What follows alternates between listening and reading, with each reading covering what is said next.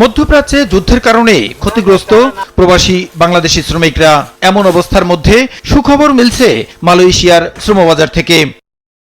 প্রধানমন্ত্রী তারেক রহমানের সরকার ক্ষমতায় আসার পর থেকেই দফায় দফায় উদ্যোগ নেয়ার ফলে দীর্ঘদিন ধরে স্থগিত থাকা মালয়েশিয়ার শ্রমবাজার আবারও খুলছে বাংলাদেশিদের জন্য।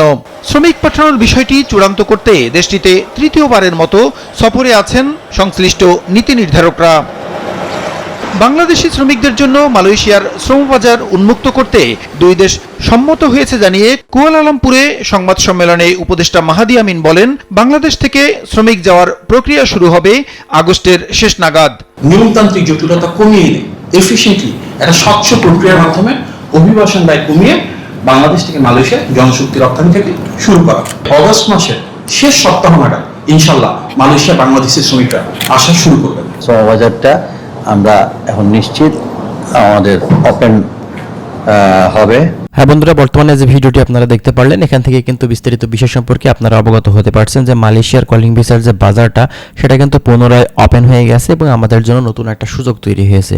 মালয়েশিয়ার কলিং ভিসার বাজারে বিভিন্ন সেক্টরে আপনারা কিন্তু পুনরায় আবারও সেখানে গিয়ে কাজ করতে পারবেন।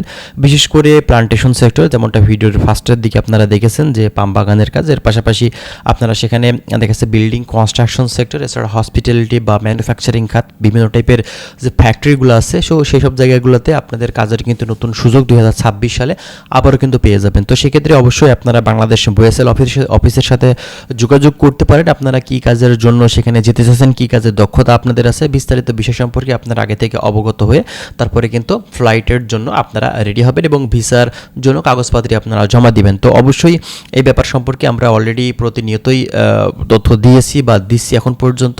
আপনারা ভিডিওটি আশা করছি সম্পূর্ণ দেখেছেন, বিস্তারিত বিষয়গুলো সম্পর্কে অবগত আপনারা হতে পারছেন। তো আগস্টে এই মাসের ভিতরেই কিন্তু মালয়েশিয়ার কার্যক্রমটা স্টার্ট হয়েছে, এতে কোনো সন্দেহ নেই। তো যাই হোক, আমরা আরও বিস্তারিত তথ্য আপনাদেরকে দেবো, তার জন্য অবশ্যই আপনারা আমাদের চ্যানেলের সঙ্গেই থাকবেন। ভালো থাকবেন, আল্লাহ হাফেজ।